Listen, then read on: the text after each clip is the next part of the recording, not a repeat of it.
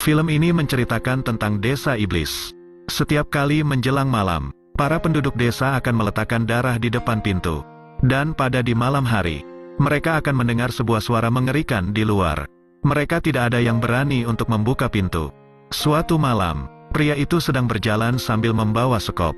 Dia tidak sengaja melihat sesuatu di sisi sumur. Lalu muncul seorang gadis menggunakan pakaian serba merah.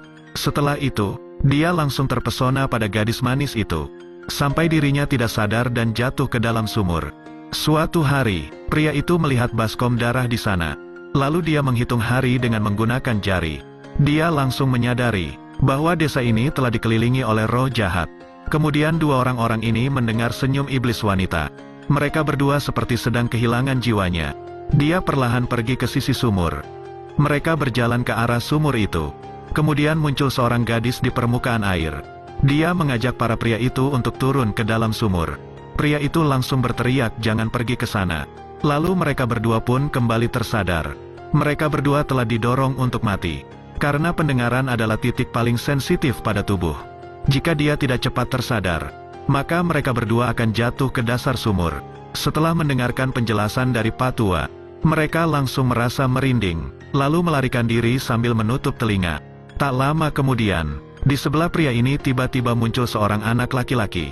Anak itu benar-benar membuatnya ketakutan. Tapi pada akhirnya dia bernafas lega.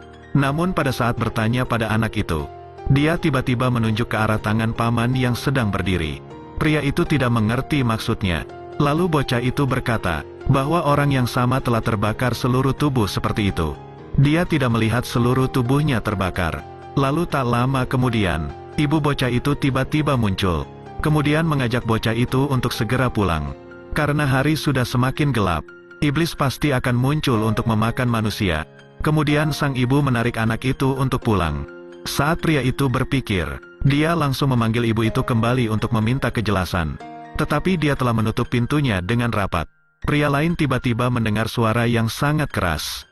Kemudian kepala desa tiba-tiba muncul ke hadapan mereka. Lalu dia memarahi mereka bertiga dan mengatakan, apa kalian sudah bosan untuk hidup? Hari sudah mulai gelap, kalian akan ditangkap oleh iblis yang jahat. Setelah mendengarkannya, Patua mengatakan, bahwa tujuan mereka datang ke sini adalah untuk mengalahkan iblis. Setelah mendengarkannya, kepala desa tidak peduli dengan perkataan mereka. Dia langsung mengajak mereka ke rumah untuk berlindung dahulu. Sesampainya di rumah, kepala desa lalu menjelaskan, saat hari sudah gelap, tidak ada satu orang pun yang keluar rumah. Jika ada, maka orang itu akan menghilang tanpa sebab. Pria itu langsung bertanya tentang cerita iblis tersebut. Dan mengapa orang lain meninggalkan sepanci darah di depan pintu. Setelah mendengar itu, kepala desa mengatakan, bahwa iblis itu sudah ada di desa ini selama 10 tahun. Iblis itu akan keluar setiap malam dan menculik seseorang. Bahkan matanya juga bersinar, dan memiliki kekuatan yang tak terbatas. Mereka tidak dapat berbuat banyak. Sekarang ratusan orang telah menghilang. Bahkan mayatnya pun tidak dapat ditemukan. Pada akhirnya hanya menyisakan darah. Setelah mendengarkannya, pria itu mulai merinding di sekujur tubuh. Karena dia tidak menyangka, ada semacam iblis jahat yang seperti itu. Lalu Patua berdiri dan berkata, bahwa kepala desa tidak usah khawatir. Karena dia ahli dalam pengusiran iblis. Dan tujuan datang ke sini juga untuk pemberantasan iblis itu. Namun kepala desa mengatakan, bahwa dia tidak punya harapan. Karena pengusir iblis sebelumnya telah menjadi makanan iblis. Setelah berbicara, kepala desa akan kembali ke rumah untuk beristirahat. Saat kepala desa menyentuh leher, Patua langsung memanggil kepala desa kembali. Dia bertanya kenapa kepala desa menyentuh lehernya.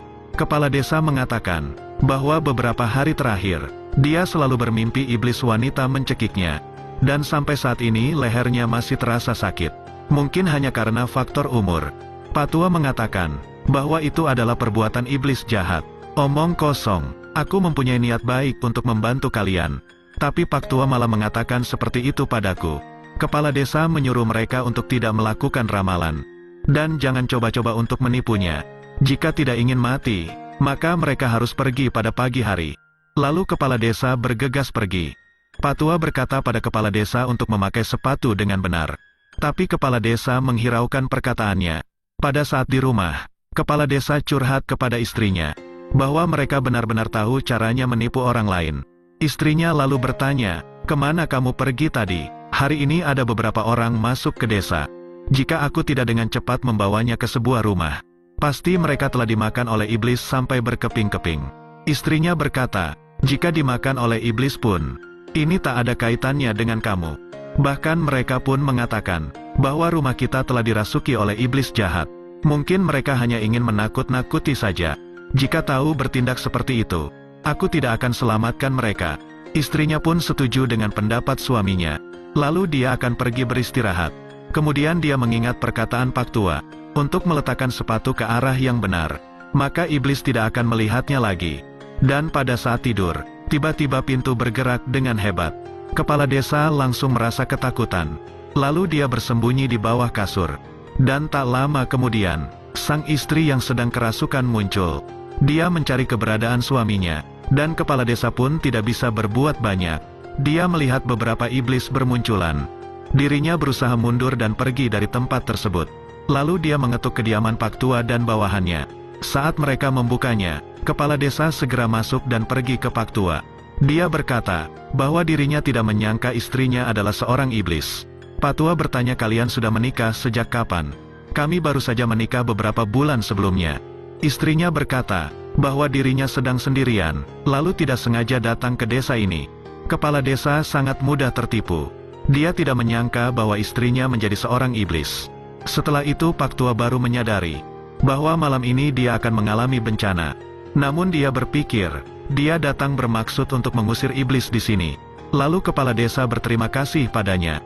Kemudian Pak Tua bertanya beberapa hal. Apa yang dia tahu tentang sumur di desa? Ya ampun, cerita ini akan sangat lama untuk diceritakan. Para tetua memberitahu, hal itu terjadi 7 atau 8 tahun yang lalu. Desa telah mengalami kekeringan. Lalu ada seorang gadis bernama Siti datang ke desa. Karena dia sangat lapar, jadi dia pingsan di depan desa. Lalu seorang pria melihatnya begitu menyedihkan. Dia langsung memberinya makan. Gadis ini bernama Siti. Ternyata dia memiliki keindahan yang luar biasa. Dia juga tahu cara bernyanyi. Oleh karena itu, banyak orang-orang desa yang sangat mengaguminya. Dan cerita pun selesai. Terus ikuti Edelweiss Review untuk mendapatkan update film berikutnya.